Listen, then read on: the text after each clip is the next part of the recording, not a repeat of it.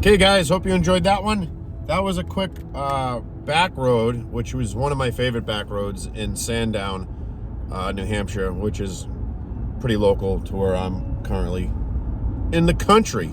So, southern New Hampshire. And the further north you go, it gets even more beautiful. This is just little rural town back roads.